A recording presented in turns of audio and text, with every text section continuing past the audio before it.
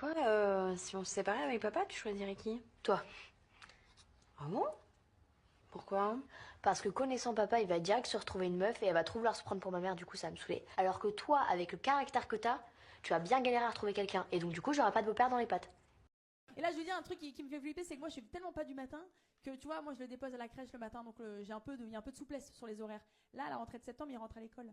L'école, c'est 8h30, sur place, habillé. Lui et moi. Je suis déjà stressée d'avance, vraiment, je suis en train de réfléchir à des solutions. Je me dis, ce serait pas trop bien si on pouvait déposer les enfants à l'école par drone depuis ton lit. Tel un colis accroché par la capuche, hop, et tu recevras un petit mail. Le petit Théo a été livré à 8h30 à l'école Jules Ferry. Ça s'appellera Uber Kids. Voilà, je suis sur le dossier, il y aura des petites options. Si l'enfant n'a pas été sage, pour 5 € de plus, hop, le drone y fait un looping. Super, j'ai pensé à d'autres trucs. Si jamais le soir t'as pas le temps d'aller le chercher, tu peux en drone le déposer en point relais. Voilà. Attention au petit mail, tic tac, plus que 6 jours pour récupérer Théo. Oh non, merde. Non, en vrai c'est dur, non mais franchement à 8h30, moi je trouve ça hyper tôt. Je me dis, t'imagines, le gamin il a 3 ans, il doit déjà pointer à 8h30. Il veut quoi, que je l'amène en costard cravate aussi? Non mais c'est vrai, moi ça me paraît complètement fou 8h30. Après ce qui me rassure, c'est que j'ai l'impression que tu sais, j'arrive toujours à l'arrache, moi, tu vois, à la crèche, tu vois, je suis toujours à la dernière minute. Mais dans ma tête, j'ai toujours l'impression que c'est une autre personne. Je me dis, c'est pas vraiment moi, tu vois, parce qu'on t'appelle jamais par ton prénom là-bas ou par ton nom de famille. Tu es la maman de, genre la maman de Théo. Et du coup, en fait, à chaque fois que j'arrive à l'arrache, quand je sors de la crèche, je me dis, un peu en galère la maman de Théo, hein. Et puis voilà, ensuite je repars.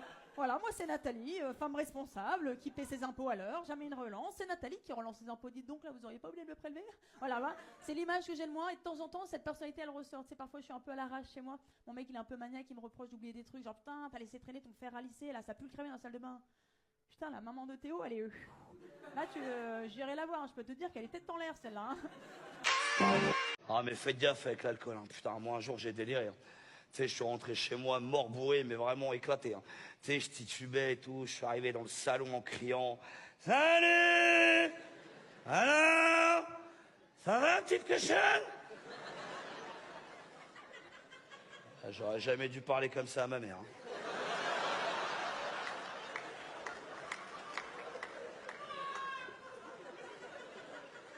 Ah, mais surtout qu'elle avait bu aussi.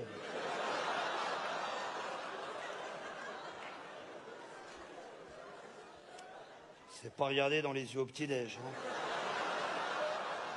Hein. Est-ce que vous aussi, quand vous vous embrouillez avec quelqu'un que vous connaissez pas dans la rue, votre répartie elle est meilleure après, dans votre tête, quand vous êtes chez vous? Ouais. Est-ce que vous aussi, quand vous étiez petit, vos parents ils vous achetaient des vêtements plus grands pour qu'ils durent plus longtemps? J'ai passé mon enfance à avoir des vêtements pour l'année prochaine.